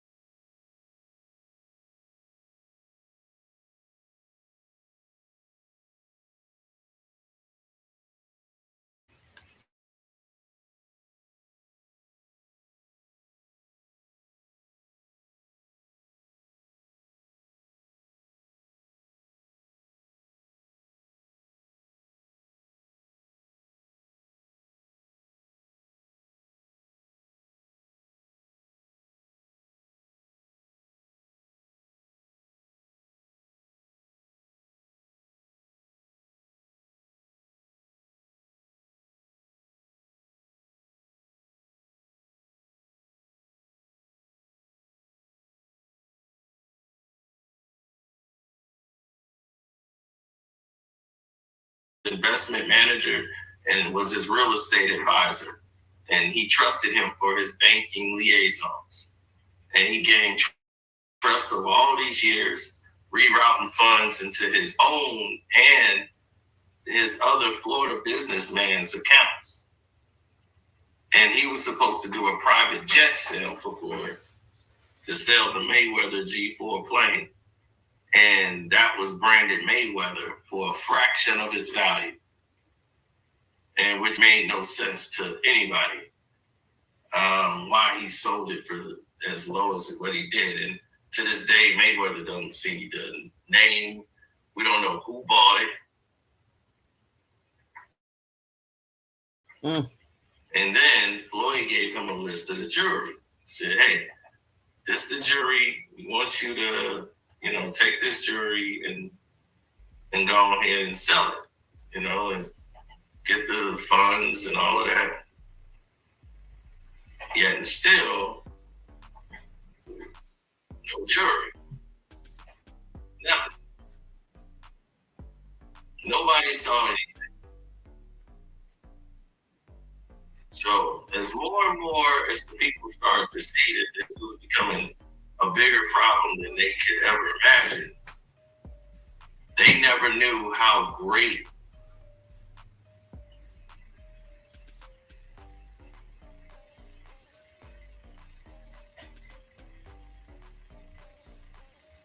they never knew how great of a problem this was. So when you start looking at the outer layers and you start looking at these people who took advantage of them, he had a whole list of the jewelry that he had that was supposed to be sold for like $100 million. And two Miami jewelers only got $13 million in cash for it. $100 million worth of jewelry. His real estate was mismanaged. All the settlement funds from SL Green and all the loans they took out, from $8 million from Yankee Capital, secured by over 4 properties, to entities controlled by Risnick and Frisk. The unrealized investments of 7.5 in wire frauds. Florida LLC owned by Frisk, another 12-month investment plan, and Moore's misery caused the claims utterly baseless.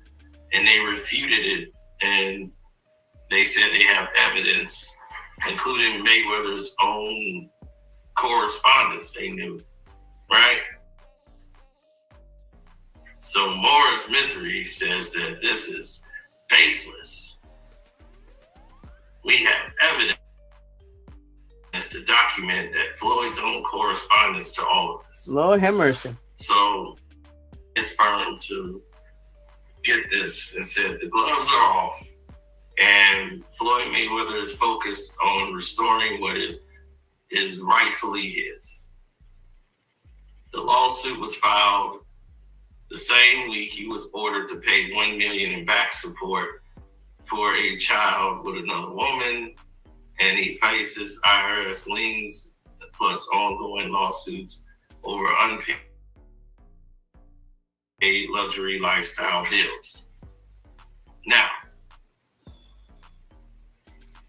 this guy had already been arrested, served time. Y'all listen. When I asked about 3 or 4 days ago, when I said, what did they say to Floyd Money Mayweather to convince him to turn over everything? Blank checks, documents, just power of attorneys. He's about to tell you how deep Floyd Money Mayweather trusted this guy. Listen to what he's about to say, and this clip is over in 2 minutes. Y'all hold your horses. For ripping off people. Floyd went on stage and defended this man for his crime. He served time for his crimes, but now I think, he's ready to go. He's my friend. I don't trust him 10%, 20%. I trust him 100%. He said that on stage about this man. And the very next year, here he is suing this man for $175 million.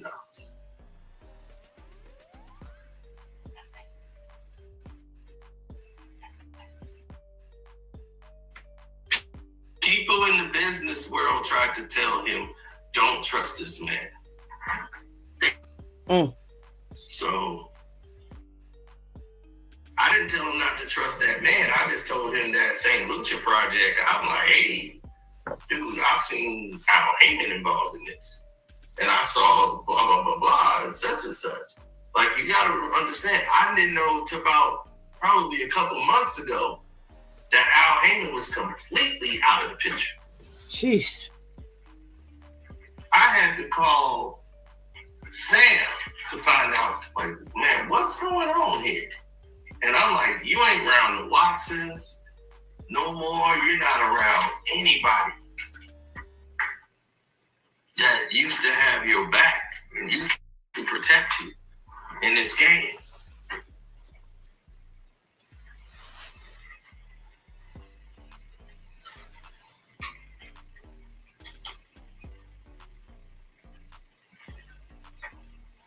All right, so that's the end of that one. So let's go ahead and see where it all started.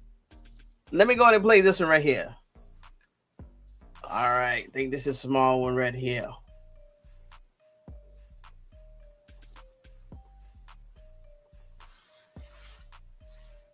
Unless you got the means to intervene.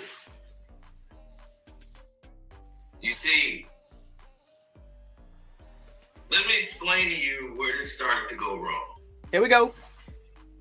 You see, I was around when this guy came about,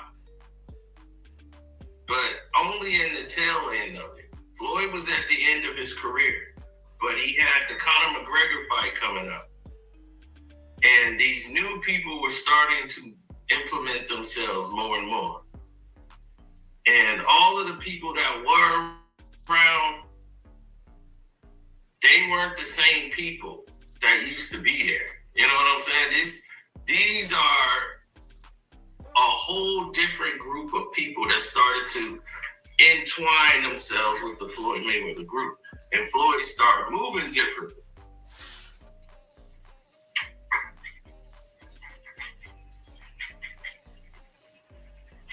Now,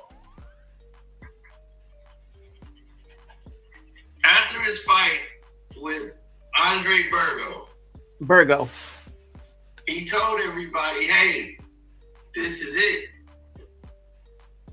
It's the last fight. It's the last time, you know, y'all finna eat off me, basically. Like, this is it. I'm not finna go through this progression no more with y'all. Like, this is it. It's over. So if they're gonna move with that kind of energy, this is gonna be all you're gonna get out of it. It's over. Everybody's gonna, you know, I hope y'all found a way to make y'all money and this and that, but this is it. He told everybody that, you know, this is it. So going into this fight with Conor McGregor, he only taking care of him and his family. A lot of things was on the table. And that was after the Berto fight.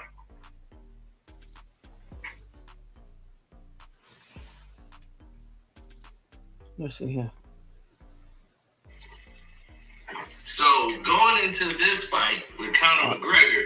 That's the same one. So y'all, that's just really the gist of it.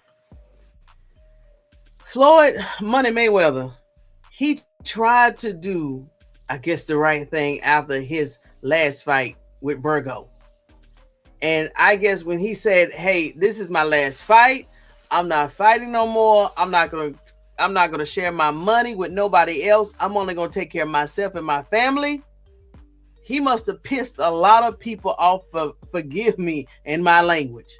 And either they sent somebody to set him up to siphon his money, or the people that had surrounded him when they replaced his family members and lower family members, they said, okay, well, this is his last fight.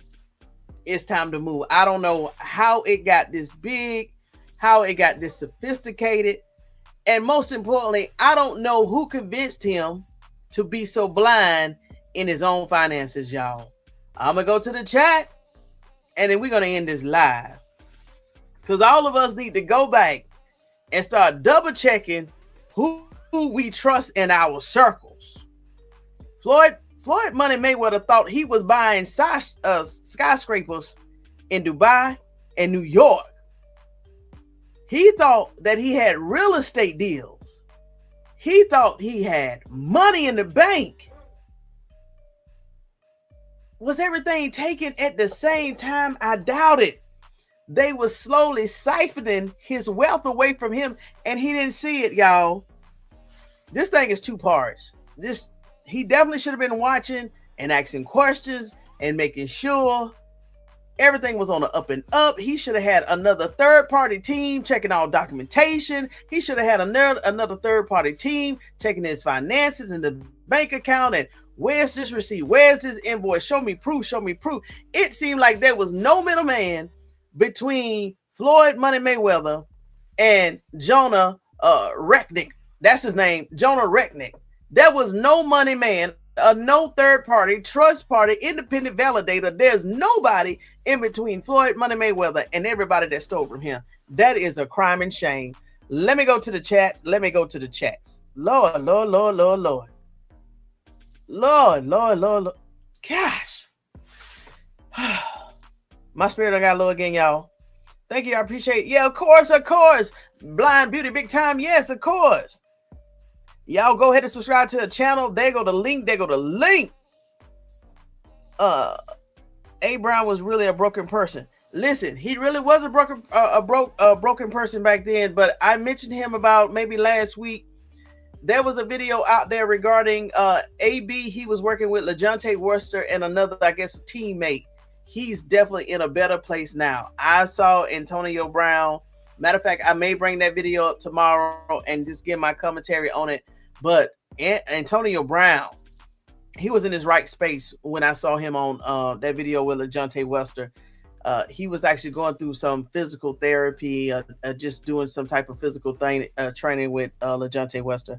My dude, Casino, yes, he's trying to be lit as well. Yes, Casino. Did his dad do backdoor deals for? Now, Casino did say that before this new group came in, right, and took the place of his family members and friends, he did say that Floyd Mayweather, even if people in his circle would steal from him, he would allow them to come back in. But I don't think whatever they were stealing was of this magnitude. So I didn't watch the whole video, only got through to about the 50-minute mark. I still had about 30 more minutes left to go. So I haven't went through the whole video. Remember the movie Major League when Pedro had to sacrifice alcohol and cigar to his idol? People really do vary. Of course they do, yeah. And if you're shocked people do that to win the Super Bowl worse, no, not at all. I'm not shocked at all. I just wanted to show proof that what we were talking about this morning, it was proof. And I forgot that Tom Brady had said those words himself. People taking steroids and break every rule about caring for your body, for money, fame, and whatever fool's goal is being sold to get there. That is true. Did they just use Floyd now? Yeah. That's exactly what I think what Casino just did. They used his name, his likeness, and image just to get the deals. But guess what? Come to find out, the deals was not even real. So maybe they were siphoning money from Floyd Money Mayweather and all some other people. They said the deals weren't even real. Or if it was, they didn't give Floyd his cut on the deal by using his name. Hey, what's up, Diane? How you doing? Since I was in the Raw room, ex-football players, they measure everything. No, Diane, how they can measure that right there? They can't measure that. What? No, Diane. Since I was in the Raw room, ex-football player, they measure everything. Maybe I should have skipped over that and came back. But how can they measure that sensitive part? That makes no No, Diane. I'm not getting pulled into that. Remember they used to do Mike Tyson that way? Yes, steal his money. Yes, steal his money. Yes. CJ said, Tony, someone may have some juju on Floyd Mayweather. That's what I'm thinking. Had to be for control him to get him. Listen, because before his last fight, I'm pretty sure he was blowing his money doing what he needed to know, but he still had his money. Somebody must have been watching and everything. Aaron Roberts, if you're still in the chat, go ahead and confirm since you're in Vegas. Is his script club really gone? Like, is it shut down? Because they said the video that I saw this morning, he's back pay. Oh no, what was the wording? He owed $32,000 in taxes. So if Floyd Money Mayweather don't have $32,000 to pay in back taxes for his script club in Vegas, he has no money. Y'all, what if they took everything he had? I hope his dad or a friend or a family member saw before they got excommunicated and replaced by the Hatters. I hope they took some money and put it up for Floyd just in case for a time like this, Lord. I hope somebody, even if they had burnt bridges with Floyd or had arguments with Floyd, I pray that somebody took some money, put aside for Floyd for days just as this. I pray. You don't have $32,000 to pay for tax. And even Shannon Sharp and Ocho Cinco said they know for sure that Floyd, when he would go to Vegas, would bet $5 million, $8 million per hand on a bet. Yeah, oh gosh. I keep my circle of every small, including yes, Destin. Yes, Destin. Yes. Yeah, Destin. Floyd cannot have lost it all. He could not have. Jeez. Nobody was checking paperwork and accounts. Now I'm aware that all kind of stuff happened with that kind of stuff. I do not know up close and personal about it. I don't want to either. You're right. I don't know if you're talking about the Floyd Money Mayweather or what Diane was talking about or the Tom Brady stuff. Okay, do you watch? Hey, how you doing? I used to watch him on my other, just on my personal account. I haven't watched him in a while, but when I was doing my homework regarding the the Floyd Money Mayweather, everybody was talking about, okay, so he's not broke. Well, he's not broke. Okay, he could be going back to, yes, I do know that he does have about 2 to 3 fights that's pending. But, okay, you say he's not broke. Okay, I pray to God he's not broke. I pray to God he's not broke. Floyd Money become his God.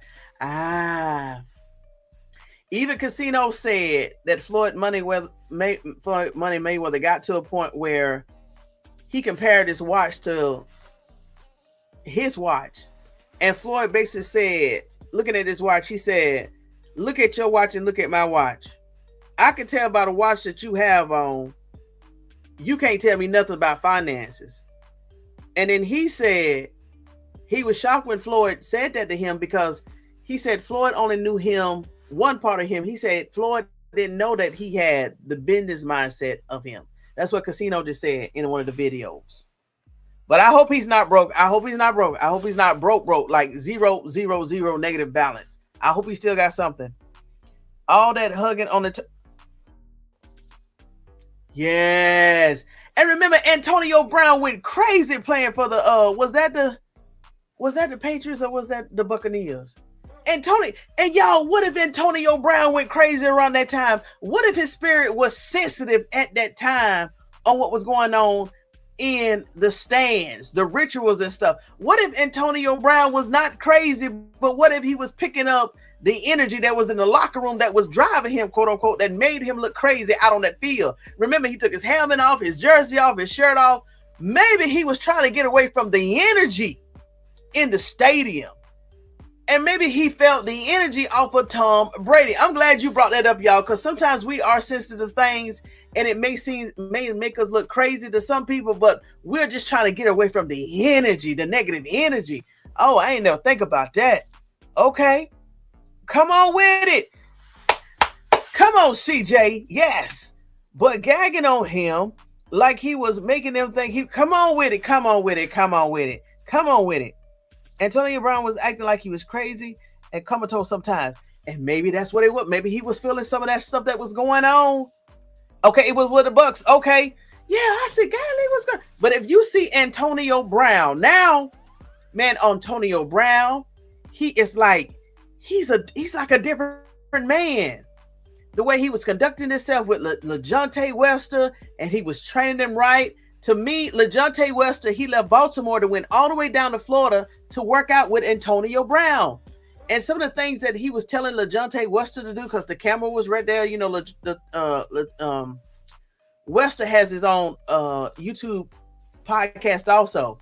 And then you just see a different energy on Antonio Brown. You see his eyes, his skin. He's just like in a calmer place. It's like he was what he was doing with LeJohntay Wester. It's like he was meant to do that. I guess training, a mentor, whatever it was, whatever you want to call it, physical therapy, or just being a mentor, just telling them, you know, how to strengthen your calves, your muscles, you know, the stretches and stuff. Antonio Brown was locked in. It was a beautiful sight. Totally different from the man that we saw at the Buccaneers with Tom Brady. That's probably what drove him crazy, y'all. I knew it had to be one. I knew it had to be somebody in the comments that was going to come back crazy. I knew it had to be one. And 420 didn't let me down. All right, y'all. It's 1 hour and 55 minutes. Okay, hold on. What you say? My mother wouldn't allow us. Yeah, the morning. Keep your circles small. Keep your circle small, y'all. And even in that circle, have a third party check that circle. This thing is getting bad. He is different now, and I saw him. Yes, completely different Tony. Yes, Antonio Brown is a totally different man. And I didn't know that him and Floyd Money Mayweather was actually friends. So it was good. Y'all, let me... I hit my microphone. Hold on, y'all. Y'all, this was so good. Hold on. Let me go ahead and play another clip here because I got about 2 more clips. Hold on. Here we go.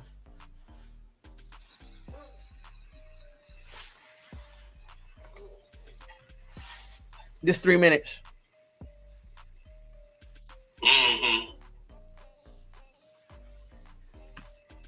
I know, right? Tell me about it. So when I see people not being authentic, I start seeing people go in a whole different direction.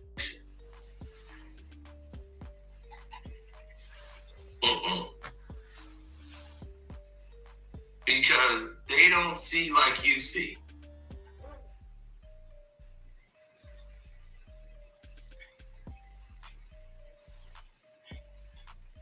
Well, you can hope and wish and pray for like the fact that all of these people see you the same way. They don't. I'm gonna answer that for you, Mel. So Floyd started to maneuver and change.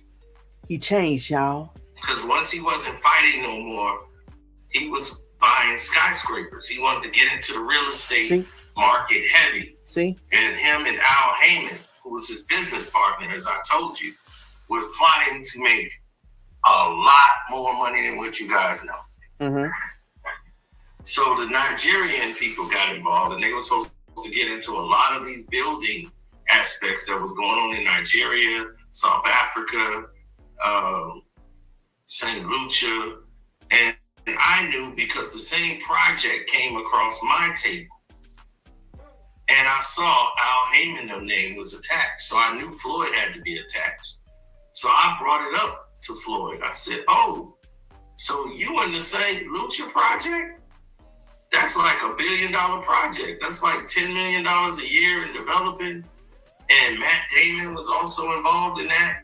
I said, oh, Matt Damon has also got a team. They trying to get into this project as well. And he said, well, this is the situation. X, Y, and Z. We went in this direction, then they came after us on this end. So then we had to go into a whole nother venture. And it was like, that's strange. Why would you need to do that? Listen. When there was no need to. See, Floyd didn't know me from our business side. He just knows me from boxing. Mm-hmm. So he thinks I know nothing of what I'm talking about. Mm-hmm. But the fact of the matter was, he didn't know what he was talking about.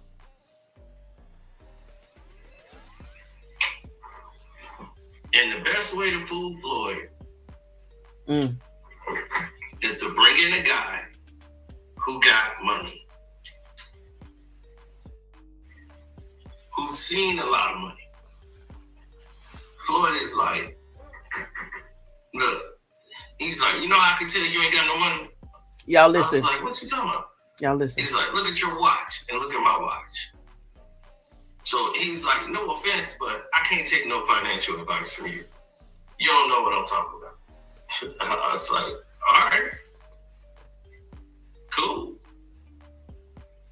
Don't take it. Because I was just saying, I wasn't even giving him real advice. I'm just saying, dude, you in the same St. Lucia project I am. Mm-hmm. We both in the same run-ins. Mm-hmm. And that's it, y'all. That was part of that clip right there. So maybe he got a little prideful. I don't know. Dang, man. Dang. I'm going to go ahead and finish the other 30 minutes probably tonight, and I bring that back tomorrow. But golly. Now, if you say that Floyd is not broke, I hope he's not broke. But if he's suing for $175, can't pay $20 million taxes, can't pay $32,000 on a club, that means his funds is low, and maybe he is holding just amount to survive and get through the lawsuit. But think about this, y'all. Even if Floyd Money Mayweather, and I'm pretty sure he got the documentation, but according to this gentleman here, the other party got documentation saying correspondence from Floyd Money Mayweather saying that he knew exactly what was going on. So who, I guess it's going to be decided in court who knew what and who didn't know what. But let's say Money Mayweather actually wins this case. If this Jonah Recknick has already been in jail, and I think was in jail when Floyd Money Mayweather filed this case last week or 2 weeks ago, how much money do you really think that Floyd is going to get back? He don't know where his jet is. Money, hundreds of millions of dollars have been siphoned. How much money do you really think that Floyd Money Mayweather is going to get from the lawsuit? Who's going to pay it? Who can pay, let's say, $500 million back in restitution? The difference is now he is different. Okay, thank you, Claire. I've been confused. How could money be flat broke while said to be worth billions? Because based on what this right here, when we kept hearing in the news, and I'm just trying to put pieces together, I don't know the whole story, but based off this right here, those $1 billion deals was not real.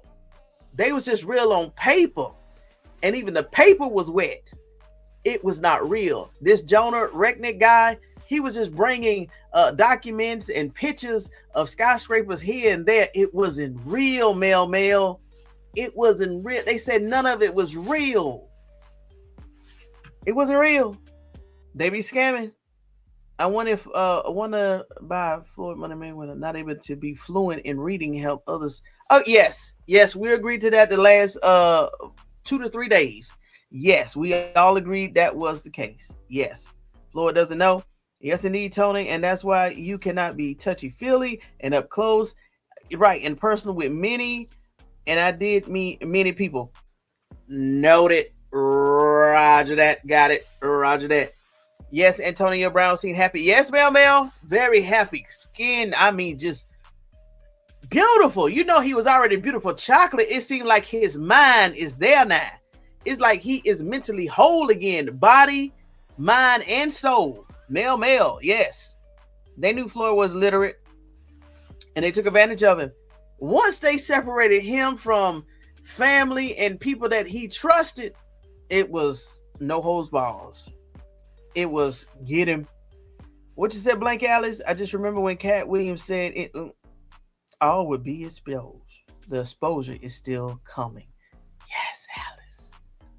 Oh, okay. They ran that game on him. Nothing was real. And then Cino said that he thought that, what's the name, Al Hammond was still part of Floyd Money Mayweather team. He said he just realized 2 months ago that Al was not even part of Floyd Money Mayweather team no longer. This thing finna get deep, y'all. This finna get deep. And I'm gonna leave on this note right here. Thank you so much, Blank Alice.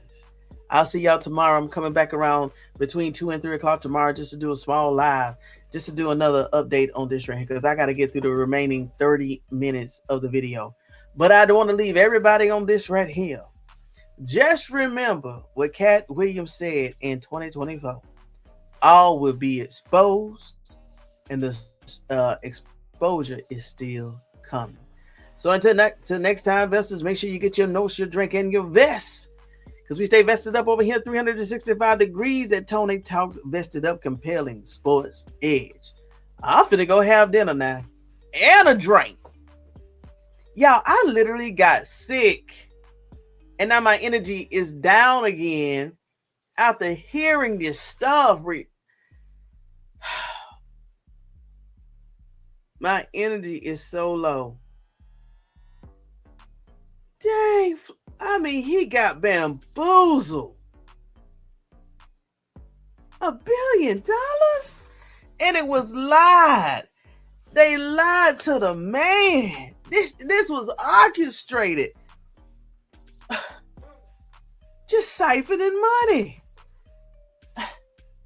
Oh my God. The age of Aquarius, Yeah, I gotta go get me a happy drink. I gotta go. I can't stand you, Slim. I can't stand you, Slim. That's my military battle buddy right there. Time to eat and sleep. I can't stand you. I'm about to go. I can't stand you.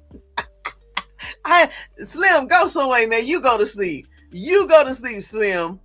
All right, good night, everybody. My Lord, my Lord. I'll be coming back tomorrow, y'all. It won't be no 7:45 live tomorrow, but guess what? I'm going to bring that heat in the midday hour.